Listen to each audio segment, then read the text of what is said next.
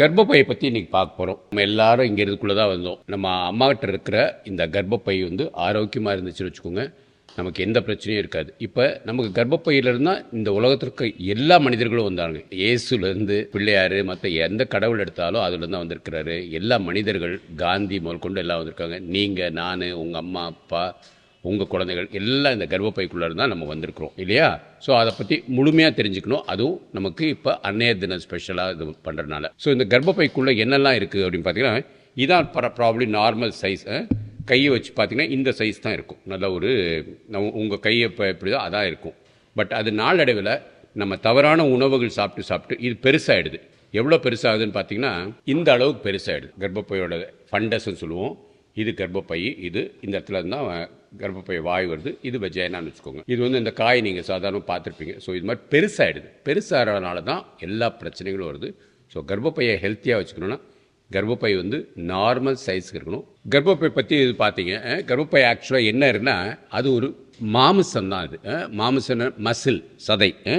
இங்கே இருக்கிற சதை இருக்கு இல்லையா, இங்கே இருக்க சதை அது மாதிரி உள்ள இது கொஞ்சம் வித்தியாசமான சதை. இது வந்து எவ்வளோ பெருசு வேணாலும் வரும். இப்போ நம்ம குழந்தை வளர அது நல்லா பெருசாகும். குழந்தை இல்லாத சமயத்தில் ஒரு 70 80 ml ரத்தம் மாத்திரம் வெளியில் போகிற அளவுக்கு வரும் மாதத்துக்கு ஒரு தடவை. ஸோ இந்த கர்ப்பப்பையில் இந்த உள்ள ப்ளூ லைனிங் இருக்கு இல்லையா, இந்த ப்ளூ லைனிங் பேர் தான் எண்டோமெட்ரியம்னு சொல்லுவோம். ஸோ இதில் பார்த்தீங்கன்னா தெரியும், இந்த உள்ளுக்குள்ளே இருக்க அந்த ப்ளூ இந்த மாதிரி இருக்கு இல்லையா, இதில் தான் வந்து சில அணுக்கள் வந்து ஹார்மோன்ஸ் மாற்றத்தினால அது கூடி குறைஞ்சி வரும். கூடுறது எதுக்கு? குழந்தை வந்து தங்கிறதுக்கு தயாராகிறதுக்கு. அதுக்கப்புறம் ஒரு நாள் வந்து குழந்தை வந்து வரல அப்படின்னோன்னு ஆட்டோமேட்டிக்காக அது இறங்கி வெளியில் போயிடும். அடுத்த மாதம் திருப்பி அதே தான் வரப்போகுது. இது பேர் தான் எண்டோமெட்ரியம். இது பேர் எண்டோமெட்ரியம். இந்த எண்டோமெட்ரியத்தினால் உள்ள பிரச்சனைகள் என்னென்னலாம் பார்த்துன்னு வச்சுக்கோங்களேன்.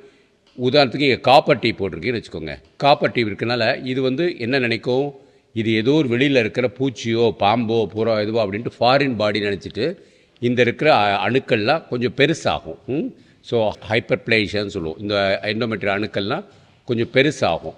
அது பெருசாகும், அதனால் கொஞ்சம் இரத்தப்போக்கு அதிகம் வரும். ரெண்டாவது, உடலுறவு பண்ணும்போது இங்கேருந்து வச்சு தான் உடலுறவு பண்ணுவாங்க.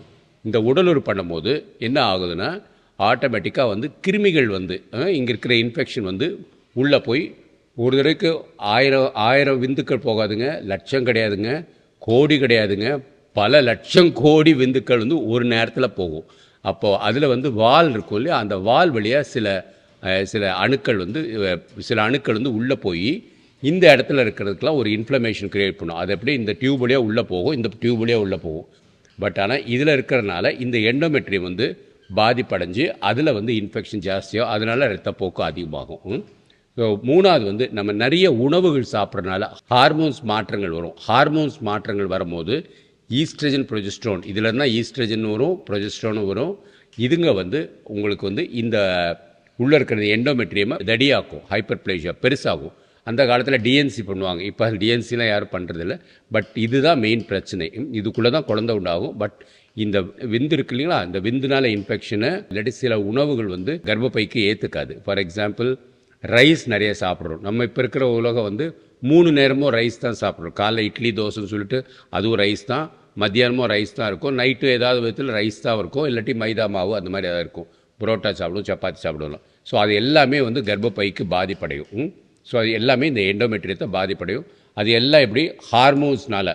இன்சுலின் அதிகமாச்சுன்னா கர்ப்பப்பை அஃபெக்ட் ஆகும், ஸ்டீராய்ட்ஸ் ஹார்மோன்ஸ் அதிகமாச்சுன்னா அஃபெக்ட் ஆகும், தைராய்டு ஹார்மோன் அதிகமாச்சுன்னா கர்ப்பப்பை அஃபெக்ட் ஆகும், ஓவரீஸில் இருக்க பிரச்சனை பிசிஓடி உள்ள வந்தாலும் கர்ப்பப்பை அஃபெக்ட் ஆகும். இது எல்லாமே இந்த எண்டோமெட்ரியம் தான் அஃபெக்ட் ஆகும். இந்த எண்டோமெட்ரியம் அஃபெக்ட் ஆகிறதுனால தான் நிறைய பேருக்கு பீரியட்ஸ்னால் உள்ள கஷ்டங்கள், பீரியட்ஸ்னால் உள்ள என்னென்ன கஷ்டம் இருக்கும், இரத்தப்போக்கு அதிகம் இருக்கும், இல்லை தாமதமாக வரும், அது பாட்டுக்கு வந்துக்கிட்டே இருக்கும் சம்டைம்ஸ், இல்லைனா சம்டைம்ஸ் முதுகு வலி இருக்கும்.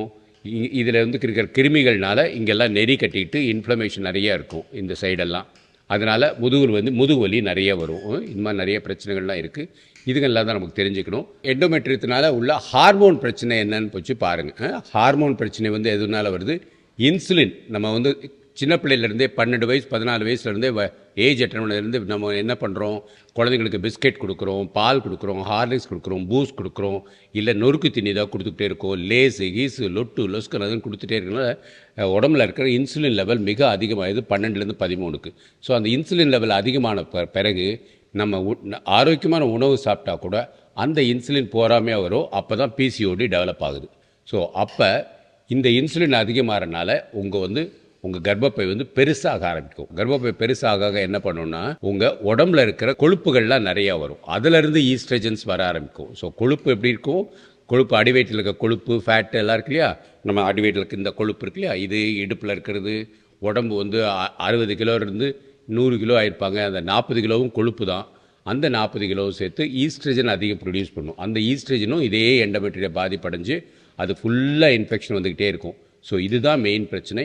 இதை கண்ட்ரோல் பண்ணால் நம்ம இன்சுலினை கண்ட்ரோல் பண்ணால் தான் கரெக்டாக இருக்கும். ஸோ இன்சுலினை நம்ம சரி பண்ணாமல் வெறும் மருந்து மாத்திரை சாப்பிட்டு இங்கேயே பண்ணிட்டு இருந்தால் ஒரு 4 காலகட்டத்தில் இதை எடுக்கிற மாதிரி உள்ள சூழ்நிலை வரும். இல்லைனா இதே பிரச்சனையில் 40-45 வயசு வரைக்கும் பெண்கள் ரொம்ப அவதிப்படுறாங்க. ஸோ இதை சரி பண்ணுறதுக்காக தான் இந்த வீடியோவோட மெயின் திங். ஸோ இந்த எண்டோமெட்ரியம் பற்றி நல்லா தெளிவாக தெரிஞ்சுக்கிட்டீங்க. இதனால் என்ன வரும், அடினோமயோசிஸ் வரலாம், இல்லை பிஐடின்னு சொல்லுவோம், பெல்விக் இன்ஃப்ளமேட்டரி டிசீஸ் வரலாம். அதுக்குள்ளே ஃபைப்ராய்டு அதெல்லாம் இங்கேருந்து வருது. ஸோ நான் சொல்கிறது இதுக்குள்ளே இருக்கிறது மட்டும்தான் நான் சொல்லிகிட்டு இருக்கிறேன். எண்டோமெட்ரியம்னால் உள்ள ப்ராப்ளம் வேறு எப்படிலாம் சரி பண்ண முடியுங்கிறத நான் தெளிவாக சொல்கிறேன். இப்போ எண்டோமெட்ரியம் ஃபுல்லாக ஹார்மோன் பிரச்சனை தான் நான் சொல்லியிருக்கிறேன்.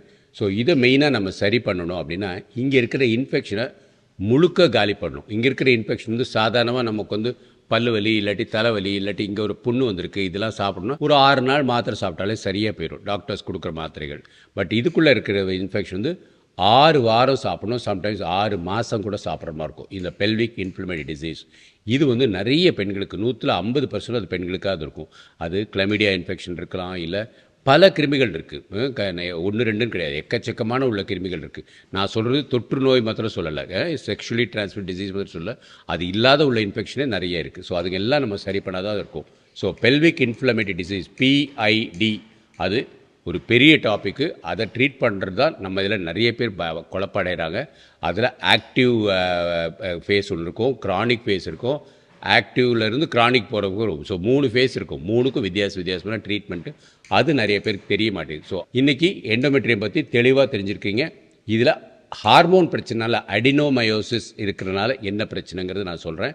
சம்டைம்ஸ் இந்த எண்டோமெட்ரியம் இருக்க இந்த அணுக்கள் இதுக்குள்ளே இருக்கலாம், இல்லை இதுக்குள்ளே இருக்கலாம், இல்லை இங்கே இருக்கலாம், எங்கே வேணாலும் அது போக வாய்ப்பு இருக்கும். அது பேர் எண்டோமெட்ரியோசிஸ்ன்னு சொல்லுவோம்.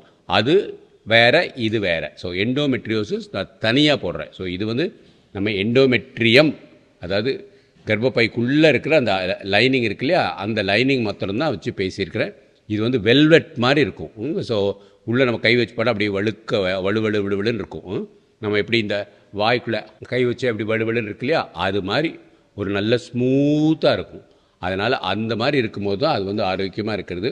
பட் ஒன்ஸ் குழந்தை பிறந்ததுக்கப்புறமே அதுக்கப்புறம் ஏதாவது ஒரு இன்ஃபெக்ஷன் வந்து பெண்கள் ரொம்ப அவதிப்படுறாங்க. ஸோ நம்ம சமுதாயத்தில் இது வழியாக வர இன்ஃபெக்ஷன் தான் பெண்களுக்கு நிறைய மூட்டு வலி, முதுகு வலி, இடுப்பு வலி, எல்லா வலிகளும். இன்ஃபேக்ட் என்னோடய சிந்தனையில் இன்சுலின் அதிகம் பார்க்குறதும் இந்த இன்ஃபெக்ஷனால தான். ஸோ இதை ஒழுங்காக கண்ட்ரோல் பண்ணால் பெண்களுக்கு இன்ஃபெக்ஷன் ஜாஸ்தி ஆகாது. நிறைய நொறுக்கு தீனி அது சாப்பிட மாட்டாங்க, தேவையில்லாமல் வெயிட் போட மாட்டாங்க, தேவையில்லாமல் அவங்களுக்கு சுகர், ப்ரெஷரு எந்த நோயுமே இருக்காது. ஸோ இந்த இடத்துல தான் மெயின் பிரச்சனையாக ஆரம்பிக்குது. ஸோ இதை நம்ம சரி பண்ணுறது தான் அடுத்தடுத்த வீடியோவில் போடுவோம். நல்லா கவனமாக பாருங்கள். இதை பற்றி பார்த்தாச்சு, இதை தான் பார்க்குறோம். கர்ப்பப்பையிலும் நான் இந்த ஒரு இடம் தான் பார்த்துருக்கேன். இன்னும் அடுத்து நம்ம மசில் பற்றி பார்க்கணும், அப்புறம் சீரியஸ் லேயர் பார்க்கணும். சீரியஸ் லேயர் பற்றி பெருசாக ஒன்று இருக்கா, பட் இதுதான் ரொம்ப முக்கியம். இது இன்ஃபெக்ஷன், ஹார்மோன்ஸு, இது ரெண்டும் நம்ம எப்படி சரி பண்ணால் நம்ம இதை ஆரோக்கியமாக வச்சுக்க முடியுங்கிறது இந்த வீடியோவில் உங்களுக்கு தெளிவாக பாருங்கள். எனி டவுட்ஸ் இருந்தாலும் அதை க்ளீனாக போடுங்க, நான் உங்களுக்கு ஆன்சர் பண்ணுறேன்.